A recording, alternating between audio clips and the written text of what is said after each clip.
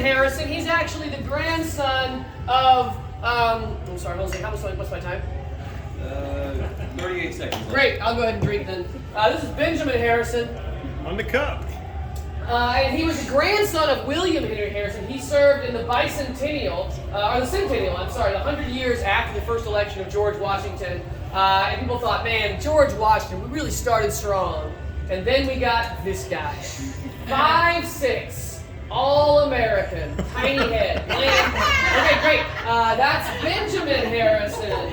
Okay, after that, we got it, Vice President Jason Crow! Beard gold. Great. Was not a real person. This is actually Thomas Green Clemson.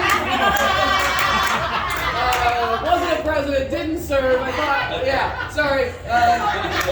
Jason Crow is actually a current representative from Arizona. Okay, great.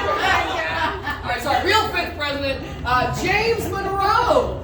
James Monroe was the president during the era of good feelings. He's kind of like Bill Clinton in that, like, nothing really happened and it was chill.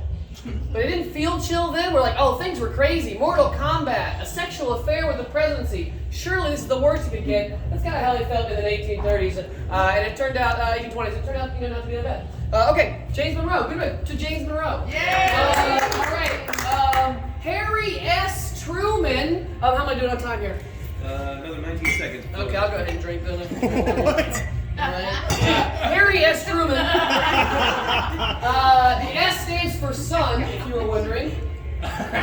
What? Harrison Truman is what they called him. Oh, Harrison. There we go. Imagine following a president like FDR. He had combated the Great Depression. He was fighting and winning World War II. He had won 4 elections. And you're a guy from Missouri who didn't go to college. And he steps in and they tell him on day one, look, there's this thing called the nuclear weapons. I'm sorry, atomic bombs. So essentially, you don't have to understand it. It's okay. And we're going to drop them on Japan. Are you cool with that? And he was like, yeah, sure. And so there's Harry Truman. He beat the Nazis. He beat the Japanese. Good job, Harry Truman. All right, number 3. Our only James or Jason or Harrison president still living is James Jimmy Carter, one of our worst but nicest presidents. Not a successful presidency, but a successful post-presidency, which is why he beats the ones that caused the Civil War and or died while president. So Jimmy Carter, I'm sorry, how am I doing on time? 9 seconds. Okay, I'll go ahead and drink another one out here.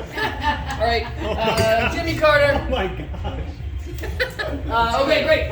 Our second out of top 10, another James K. Polk. James K. Polk is one of my favorite presidents. He came in and said, look, I want us to do some couple simple things. I want to steal some land from Mexico. I want to steal Oregon from Britain. I want to take Texas from Texas. And I want to do it all in one term. When I'm done, I'll leave and I'll retire. Could you imagine having a president who does generally what he did in one term and decided not to run again? Wouldn't that be nice? Oh.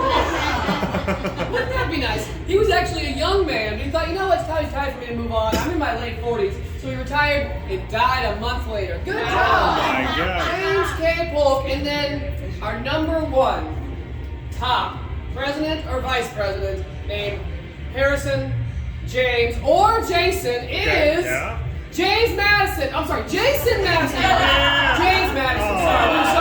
Sorry, we were so close. He served from 1809 to 1817. President. He won the War of 1812 because America counts ties as victories. Great. He wrote the. Thank you.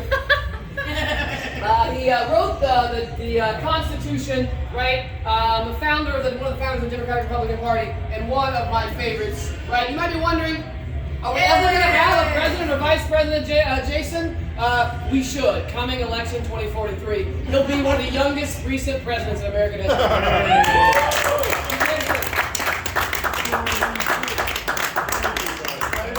I vote for you. Vote for me, I appreciate that. Awesome. So those are all you just collect president cups, man. I love it. Makes sense.